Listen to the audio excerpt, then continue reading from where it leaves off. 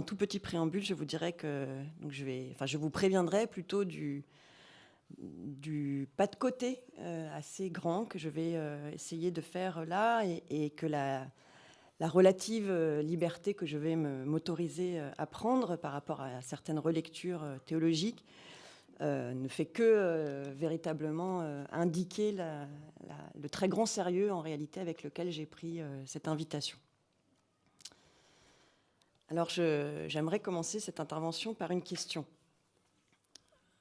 Face à cette mutation climatique en cours, exigeant, on pourrait dire, comme on est tous aujourd'hui en train d'y réfléchir, un changement absolument radical, exigeant peut-être aussi un questionnement théologique radical, est-ce que l'Église est capable, au nom de ce monde vivant, qu'elle dit aimer et vouloir sauver, de se remettre radicalement en question? L'argument de ce colloque renvoie à l'encyclique qui a été citée ce matin, je crois, au tout début, Laudato Si, stipulant que par cette dernière, par cette encyclique, l'Église prenait acte de l'immensité des enjeux écologiques, mais que, je cite un passage de cet argument, que ce sont les fidèles qui n'ont pas encore assimilé la nécessité d'un changement radical. Un peu comme cette population française à qui nos gouvernements successifs nous expliquent les réformes contre lesquelles elle se bat, et tant qu'on ne les a pas bien compris, voilà. Or, pour préparer cette conférence, j'ai relu attentivement cette encyclique, et ce qui, pour moi, est tout à fait frappant à la lecture de ce texte, c'est à quel point l'Église ne se remet pas en question. Cette encyclique dresse un constat absolument alarmant sur l'état du monde, articulant ce dernier au rapport prédateur extraordinairement égoïste que les humains entretiennent avec le monde qui les entoure, cette, je cite, racine humaine de la crise écologique, alors que, si telle en est en tout cas ma lecture, que si l'on suivait les Saintes Écritures, et Saint François en premier, tout irait très bien. Cette encyclique dit s'intéresser aux racines culturelles, éthiques et spirituelles de cette crise écologique, racines avec lesquelles, a priori, il me semble, tout le monde conviendra que la religion chrétienne a un certain rapport. Pourtant, à aucune ligne de ce texte, l'Église ne s'interroge sur ses propres fondements, sur ses propres dogmes ou sur son histoire séculière dans la responsabilité qu'elle a dans ce dérèglement climatique. Et il est question dans ce texte, dans cette encyclique, de défis spirituels. Et il me semble effectivement que c'est de cela qu'il s'agit. Mais la question que je me suis posée à la lecture de ce texte était: où est ici le défi pour l'Église? Et c'est peut-être là, il me semble, la raison de ce colloque, dont les organisateurs appellent la figure de Gaïa à, je cite encore, ébranler autant que possible les formes d'expression de la religion chrétienne, très peu ébranlées, en effet, me semble-t-il, par cette encyclique. Alors, pour répondre à cette invitation qui m'était faite, je vais tenter une relecture rapide, évidemment, extrêmement brève, d'une partie de cette théologie chrétienne à l'aune de Gaïa depuis un point de vue écoféministe. Par écoféministe, j'entends ici, très simplement, je dirais, une façon de relire l'histoire dans son lien au présent, en prenant en compte le lien structurant, en Occident, mettez tous les guillemets qu'il faut, entre le monde vivant d'un côté et les femmes, ou ce que l'on a mis du côté du féminin de l'autre. On peut considérer que cette relecture s'inscrit dans la discussion ouverte par l'article célèbre du médiéviste états-unien Lynn White sur les racines historiques de notre crise écologique qui date de 1967. Thèse, comme vous le savez, méprisée à la hauteur de son succès, et mépris, me semble, qui tient aussi au passage que ce texte ouvrait peut-être entre culture savante et culture populaire. Rappelons simplement, par une petite parenthèse, que ce texte, que vous devez tous connaître, qui est devenu ensuite l'étendard de la contre-culture païenne états-unienne, ne se concluait pour autant pas du tout par le rejet de la religion judéo-chrétienne, mais par la mise en avant, au contraire, d'un courant minoritaire au sein de cette même religion, pour, autrement dit, la sauver, que serait saint François. Et je ne connais pas les liens, mais il se trouve que c'est 3 ans plus tard que le pape Jean-Paul II a proclamé saint François patron de l'écologie. Quoi qu'il en soit... 13 ans après ? Oui, parce qu'il est devenu pape en 78. Mais il y a un lien entre les deux. D'accord. Quoi qu'il en soit, cette intervention s'inscrit dans la discussion ouverte par la thèse de White selon laquelle la victoire du christianisme sur le paganisme fut la grande révolution psychique de notre histoire culturelle, c'est-à-dire aussi l'une des causes profondes de la mutation écologique en cours, en proposant quelques pistes pour un prolongement et une complexification, encore une fois, féministe ou écoféministe de cette thèse. J'aimerais tout d'abord, si vous permettez, lever le temps de cette intervention la division mosaïque, affirmant, c'est une expression de Jan Assmann, affirmant une rupture totale entre les monothéismes d'un côté et les religions qui les ont précédés de l'autre, c'est-à-dire une impossibilité de les mettre en lien, de les comparer en réalité. Pour présenter, je vous ai dit que je vais faire un grand pas de côté, la figure de Jésus d'un point de vue d'histoire de la culture, afin, pour moi, de mieux voir les ruptures qui nous intéressent ici. En se replaçant dans le contexte historique dans lequel est apparu Jésus, ce dernier peut être compris alors comme la dernière théophanie, ou le dernier avatar de la figure du petit Dieu qui meurt et ressuscite, célébré sous de multiples noms dans cette ère géographique depuis plusieurs millénaires, que l'on pense à Dumuzi en Mésopotamie, ou au culte d'Osiris en Égypte ancienne, ou encore, beaucoup plus tard, au dieu grec Dionysos, pour ne citer que les plus connus. Cette figure du Dieu qui meurt et ressuscite, dont on attribue généralement la découverte, ou plutôt la redécouverte à Fraser, alors que, on pourrait aller la chercher ailleurs, a été très largement disqualifiée et emportée de façon, on pourrait dire, malheureuse, avec l'évolutionnisme des débuts de l'anthropologie. Mais on n'a pas du tout besoin aujourd'hui, il me semble-t-il, de se référer à Fraser ou à Mannhardt avant, pour nous rappeler que la figure d'un Dieu qui meurt et qui a le pouvoir de ressusciter était un thème très répandu à l'époque de l'apparition de cette nouvelle religion, notamment dans les cultes à mystère qui fleurirent dans le monde gréco-romain en amont et parallèlement au christianisme jusqu'à leur interdiction en 391. Ce qui m'intéresse ici, en avançant dans l'instauration de cette figure du contre-souvenir, c'est qu'à la différence de ces dieux qui meurent et ressuscitent, tous nés d'une déesse ou associés à une déesse en tant que fils ou amants, ou les deux. Pensez à Isis et Osiris, à Dumuzi et Inanna, à Dionysos et Ariane.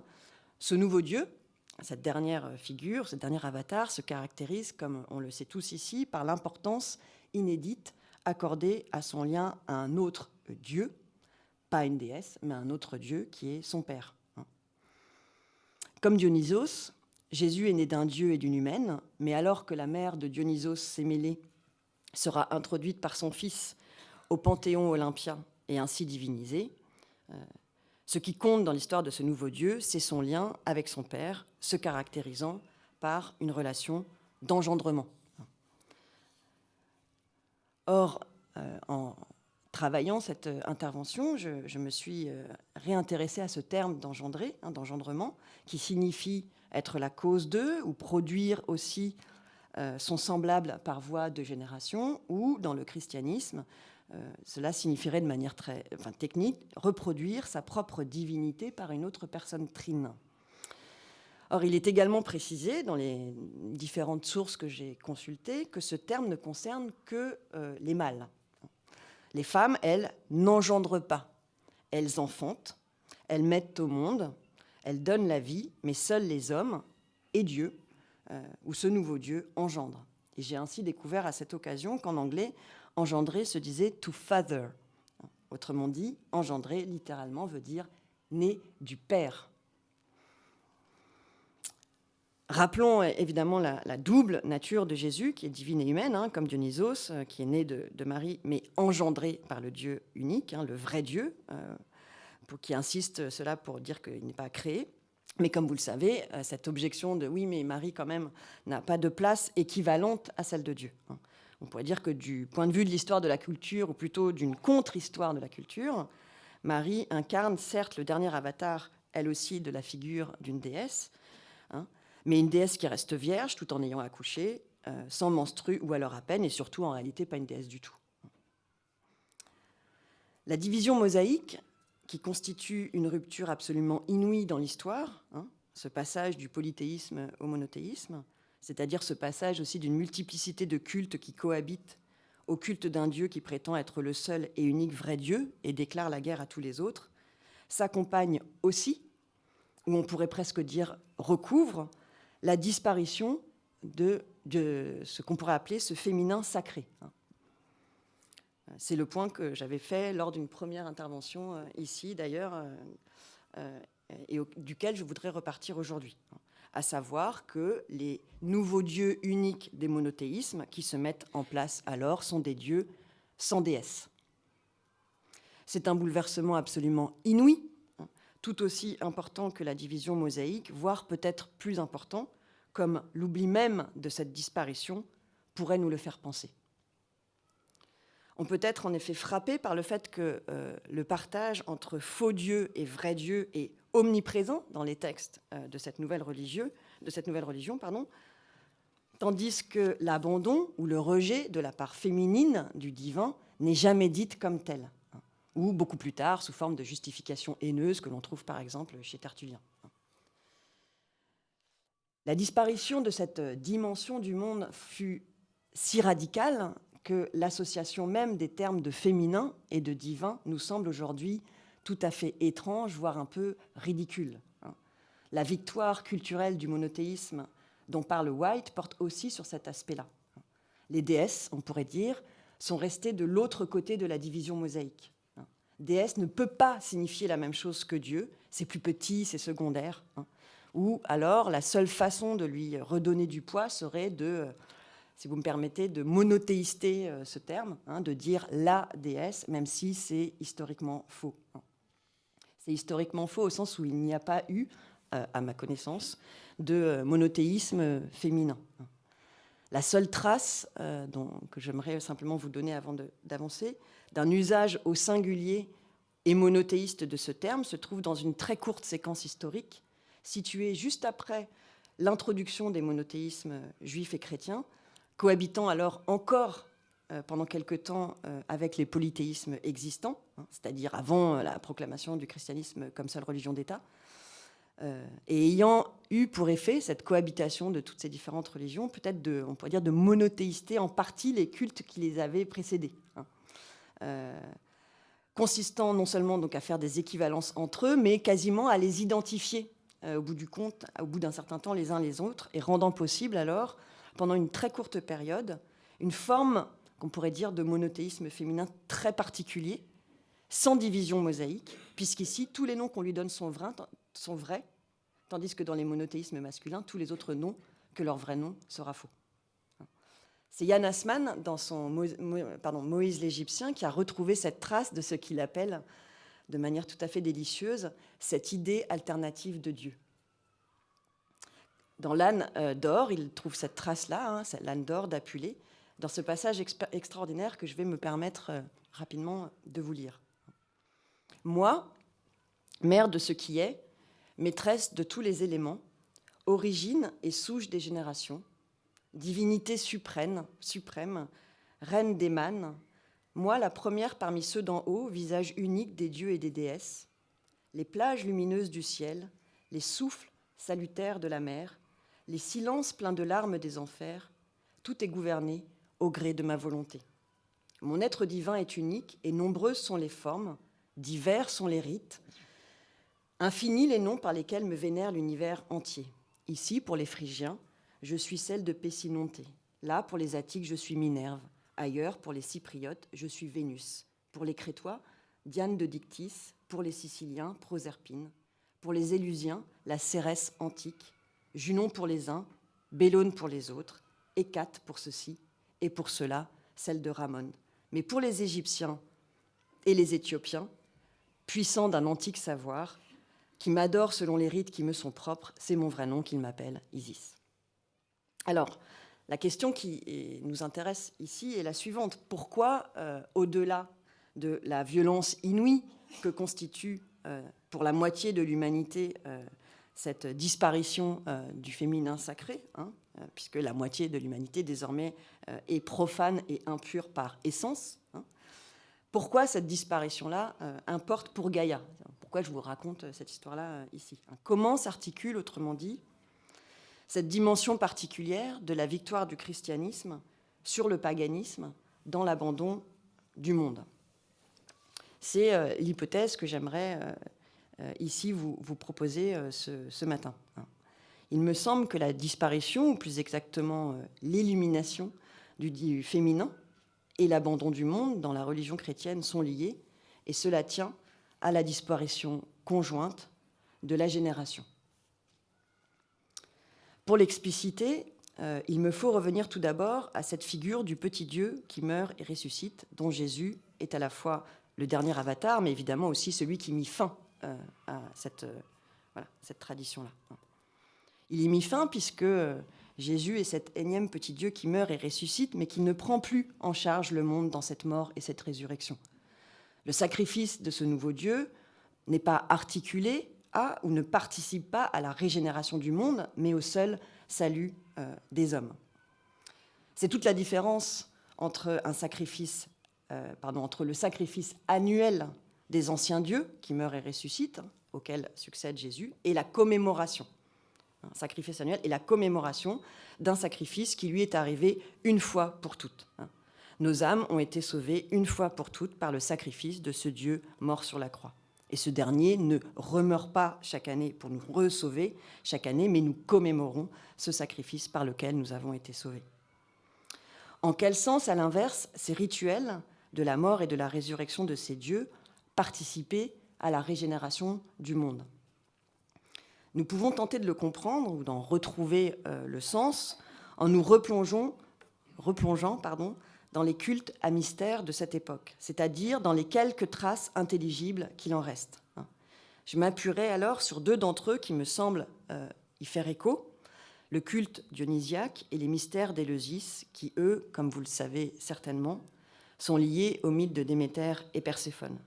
Ici, il s'agit, vous l'avez entendu, non seulement d'une déesse, mais de deux déesses, d'une déesse et de sa fille, non pas tuées ou sacrifiées, mais kidnappées par le dieu des enfers et condamnées à rester un tiers de l'année sous terre chaque année.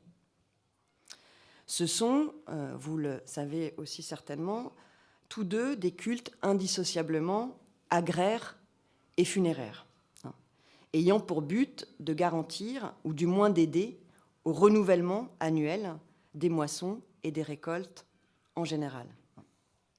On pourrait dire que le renouvellement physique du monde, le retour de la végétation, de ses fruits, de ses fleurs, de ses céréales, s'opère très précisément dans ce lien entre agriculture et la mort ou le sacrifice d'un dieu, ou alors l'enterrement semi-annuel d'une déesse.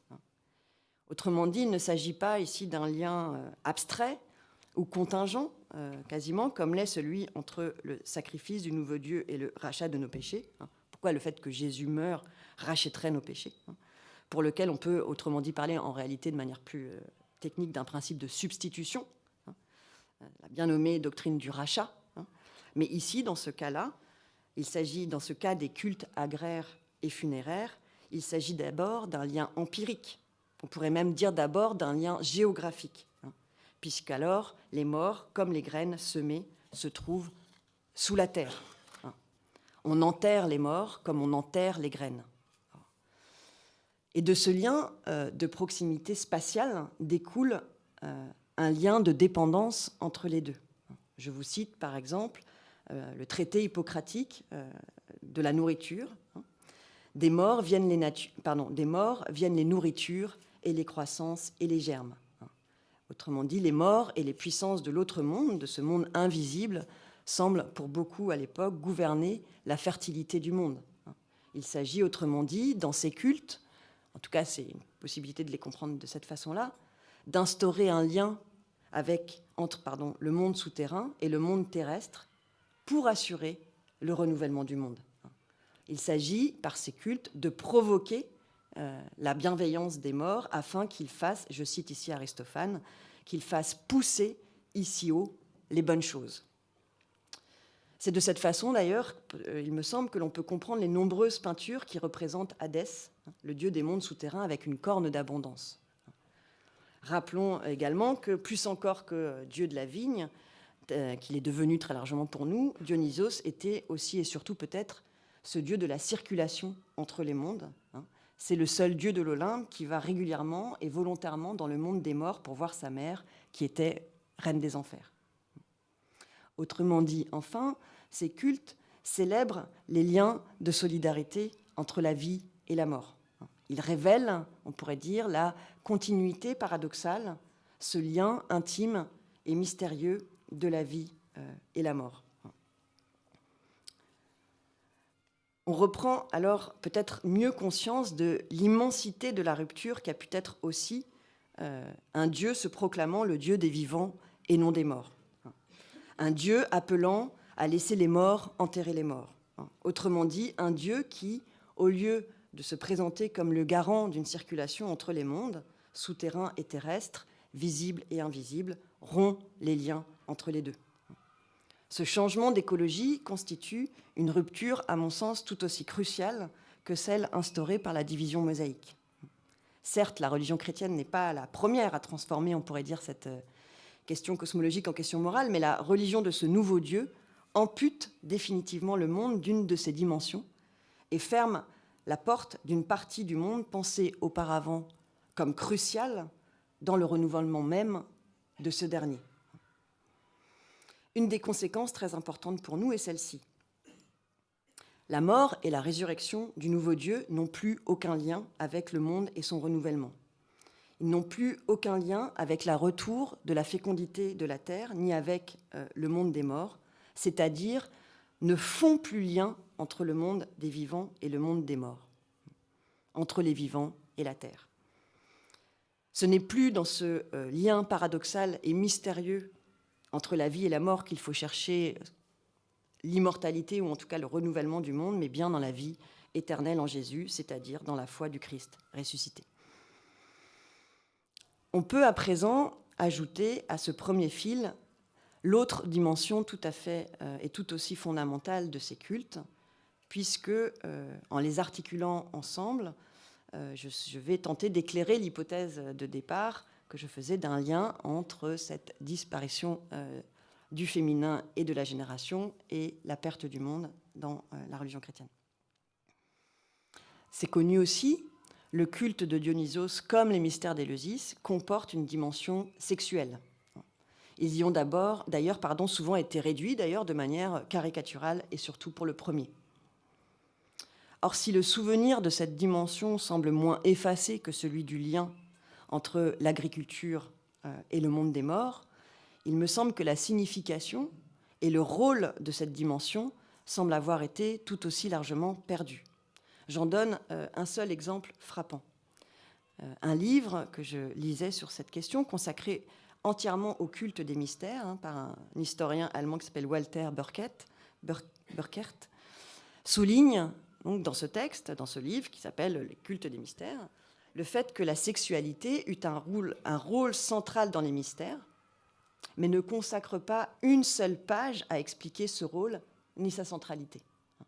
Comme s'il pouvait tout juste se souvenir de son importance, mais non des raisons de cette dernière, ce fil ayant été coupé et recouvert par son interprétation chrétienne. Or, une partie de la compréhension de l'hypothèse que je formule à propos du lien entre la disparition du féminin et de la procréation et l'abandon du monde par la religion chrétienne se trouve ici. On peut tout d'abord commencer par se remémorer que dans un monde agricole, non créé, le renouvellement du monde et le processus de génération sont intimement liés. L'importance, autrement dit, accordée à la sexualité tient à son lien, on pourrait dire, substantiel avec la procréation et donc à la fertilité. Cela implique évidemment de lever l'anthropomorphisme chrétien lié au dogme du péché dans lequel est maintenue la dimension sexuelle du monde. La sexualité ici n'est en rien une spécificité humaine, mais est partout dans le monde. Elle fait tout aussi profondément partie du monde végétal que du monde animal, comme aussi du monde invisible des dieux et des déesses, puisque dans ce monde non créé, les déesses sont aussi fertiles. Autrement dit, on pourrait dire que la valeur sacrée accordée à la sexualité résulte de son pouvoir cosmique de renouvellement du monde. C'est cela qui me semble être au cœur de ces cultes, à savoir qu'il n'y a rien de plus sérieux que la fertilité de la Terre, remise en question chaque année par les changements de saison. On pourrait s'arrêter, pas du tout l'idée de... Ouais, quelques instants sur un épisode, qui est l'épisode de Bobo, B-A-U-B-O, accent circonflexe, dans les mystères d'Éleusis, tant il est représentatif de ces fils coupés avec lesquels nous nous débattons pour nous rematérialiser, mais aussi en raison du rôle que cette séquence aurait joué dans l'histoire de la lutte du christianisme contre les cultes païens. Puisque vous savez certainement en partie peut-être que nous devons en effet la connaissance de cette partie des mystères, qui aurait donc dû rester secret par définition, à l'indiscrétion d'anciens païens convertis, notamment Clément d'Alexandrie et Arnob, qui l'ont utilisé, c'est-à-dire pour le dénoncer comme argument contre ces cultes païens. De quoi s'agit-il ? Sa fille disparue, Déméter, la cherche partout, va dans le monde des humains où, désespérée et errante, elle est recueillie par Bobo et son mari. Cette dernière la console par ce geste tout à fait incongru, en tout cas pour nous, consistant à soulever sa robe et lui montrer son sexe, ce qui provoqua le rire de Déméter et la ramena, dans cette histoire, dans ce mythe, à la vie, puisqu'elle accepta ensuite, pour la première fois depuis la disparition de sa fille, 9 jours auparavant, de s'alimenter.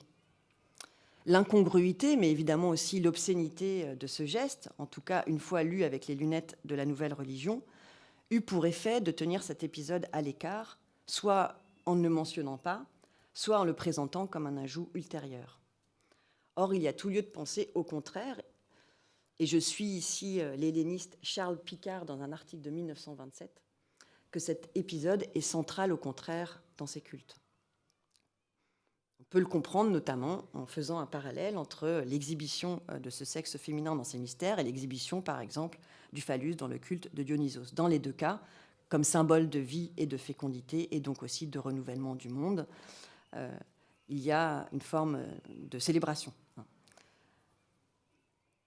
Ces cultes agraires, portant sur, et on pourrait dire participant à la continuité paradoxale et mystérieuse de la vie et de la mort, portant aussi et collaborant au renouvellement du monde, font de la sexualité, de l'union sexuelle en tant que pouvoir de relancer l'activité procréatrice de la Terre, c'est-à-dire encore comme pouvoir de renouvellement de la vie sur Terre, le cœur de ces mystères.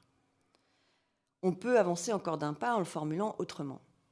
Ils honorent ce qu'on pourrait appeler le mystère de la génération.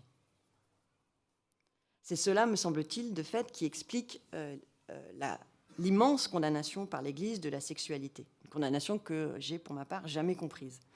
Au sens où j'ai toujours une compréhension, on pourrait dire, circulaire ou tautologique de cette condamnation. L'Église condamne la sexualité parce que c'est mal. Oui, mais pourquoi c'est mal ?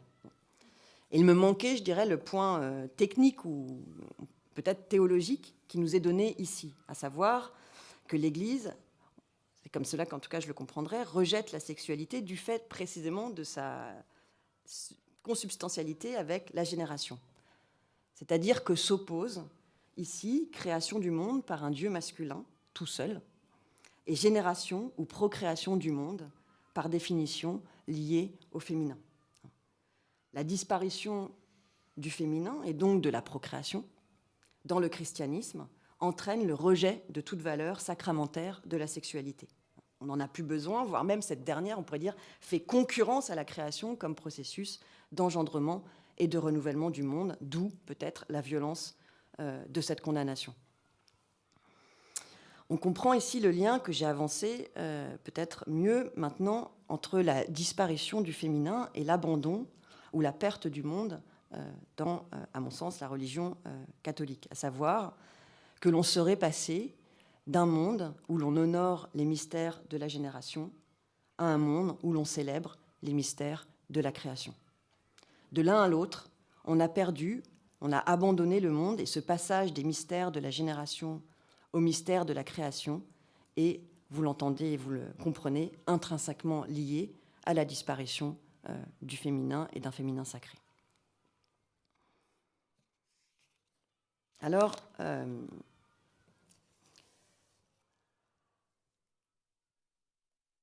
je poserai la question suivante avant d'en venir peut-être à mon dernier point.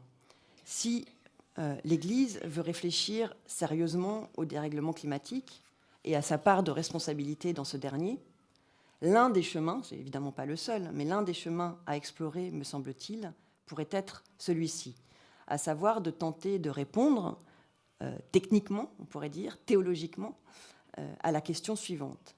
Est-il possible, et comment, théologiquement, de faire de la place, c'est-à-dire de faire véritablement de la place au féminin et à les générations dans cette religion de la création? Comment, on pourrait le dire de cette manière-là encore, comment penser ensemble, si jamais cela est possible, mystère de la création et mystère de la génération? S'il y a un défi spirituel pour la religion chrétienne, il se trouve notamment ici. Rappelons, alors je voudrais venir à mon dernier point qui est une proposition de paix ou de cohabitation entre ces religions. C'est un exercice assez, voilà, qui exige énormément de liberté. Et c'est surtout un exercice, pour moi, de diplomatie, au sens stengersien, latourien, qui me semble par ailleurs tout à fait possible si l'on suit toute l'histoire de la théologie chrétienne, qui est, comme vous le savez tous, parsemée de révisions et d'inventions de nouveaux dogmes. Donc, il me semble qu'on peut tout à fait envisager que l'Église peut et doit changer à travers une révision de ces dogmes et de nouveaux rituels dont il est précisément question cet après-midi, si elle veut réellement et sérieusement sauvegarder la maison commune. J'aimerais alors, pour finir, suggérer 3 pistes de révision dogmatique. Je ne suis absolument pas... Oui, si je peux m'arrêter là, si vous voulez. Mais... Ah non, il faut aller maintenant. Ce sont, je dirais, mes cahiers de doléances adressés à l'Église.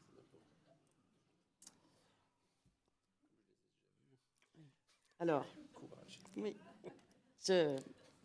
Le premier serait de renoncer au dogme du péché originel, qui me semble tout à fait indispensable pour faire réatterrir la religion chrétienne dans le monde, puisque c'est cela, à mon sens, qui l'a fait décoller, pour reprendre et poursuivre la métaphore utilisée par Bruno Latour dans son livre, puisque par ce dernier, elle ne s'intéresse désormais qu'au salut des âmes, qu'au salut des hommes.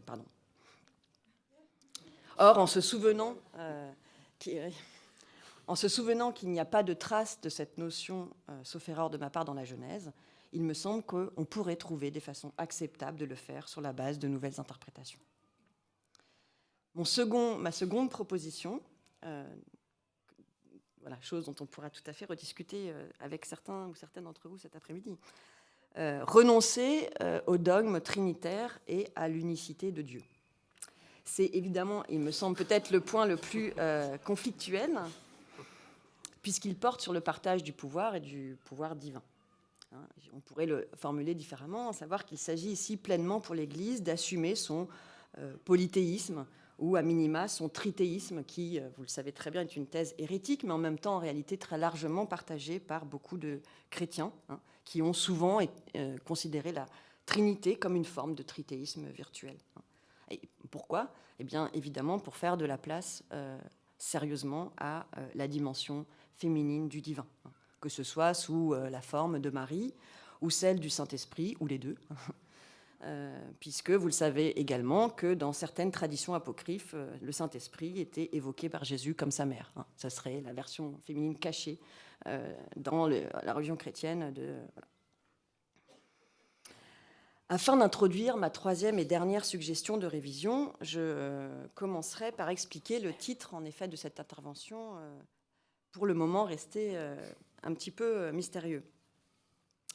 Le sang auquel il est fait référence dans ce titre est le sang menstruel, renvoyant directement à la procréation, c'est-à-dire à ce privilège inouï des femmes de pouvoir donner la vie. Toutes les sociétés ont eu et ont encore à se positionner par rapport à ce pouvoir, comme toutes les religions. Or, si nous trouvons quelques traces de la présence de ce sang, non encore effacées ou oubliées par les multiples réécritures du passé dont nous héritons dans les religions pré-monothéistes, je pense notamment à la déesse Artémis, qui est, vous le savez tous, déesse de la chasse, mais qui est aussi, on a en partie oublié, mais on en a quelques traces, déesse des accouchements. La religion chrétienne, en revanche, a totalement éliminé ce sang menstruel de notre culture. Évidemment que l'on n'en fait pas une offrande, comme on en faisait à Artémis. Évidemment que ce sang est désormais impur en soi, et qu'à ce titre, il doit être caché, c'est-à-dire même pas mentionné. On excluait les femmes qui ont leurs règles ou qui sortaient de couches de l'Église, comme évidemment de toute prêtrise, précisément en raison de cette marque d'impureté. Et comme vous le savez également, saint Thomas résolut l'épineux problème posé par le sang menstruel de la Vierge Marie, sang qui, on va dire en bon aristotélicien, est cette matière à partir de laquelle sont faits les humains, donc aussi a priori la nature humaine de Jésus, sauf que c'est une matière impure, en affirmant que ce sang chez la Vierge Marie est très pur et en réalité n'a rien de menstruel. On peut peut-être dire que l'instauration du Dieu unique repose sur l'effacement de ce sang menstruel, comme il repose sur l'effacement de la procréation et du féminin sacré. Ou plus exactement, plutôt que d'effacement, il faudrait parler de remplacement. Cette nouvelle religion ayant, comme on le sait tous, mis le sang au cœur de sa liturgie avec le sacrement de l'Eucharistie. C'est-à-dire ce sang de l'alliance nouvelle avec ce nouveau Dieu unique et uniquement masculin, ce sang du Fils de ce Dieu qui vient remplacer le sang de toutes les femmes à l'origine de la vie. Or, si vous y réfléchissez 2 minutes, on retrouve le même écart, c'est-à-dire la même rupture que dans le passage des mystères de la génération au mystère de la création, à savoir que le sang du Christ, ici, n'est pas source de vie et de mort, comme l'est le sang menstruel, ou le sang de la chasse, avec lequel il est pour cette raison associé chez Artémis. Il n'est, si je peux me permettre, que source de vie éternelle, c'est-à-dire hors de toute forme de génération, hors de tout pouvoir de donner naissance. Et la question alors que l'on pourrait se poser ici est celle de savoir si l'Église serait capable de passer d'une religion rivale des femmes à une religion amie. Est-ce qu'elle serait capable de chercher à compenser et non à s'approprier ce privilège inouï des femmes de donner la vie, autrement dit aussi de faire de la place au mystère de la génération et de retrouver le monde. Ma troisième et dernière suggestion de révision porte donc sur ce sacrement de l'Eucharistie et prendrait la forme suivante, à savoir, est-ce que l'on pourrait ouvrir ce rituel d'action de grâce à tous les saints ?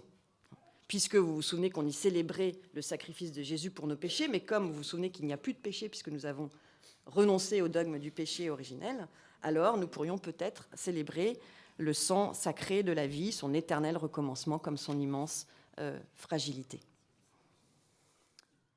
Je souhaitais, en préparant cette intervention, conclure sur la proposition d'un rituel fondé sur le modèle de la commission Vérité-Réconciliation en Afrique du Sud, pour inventer une possibilité de paix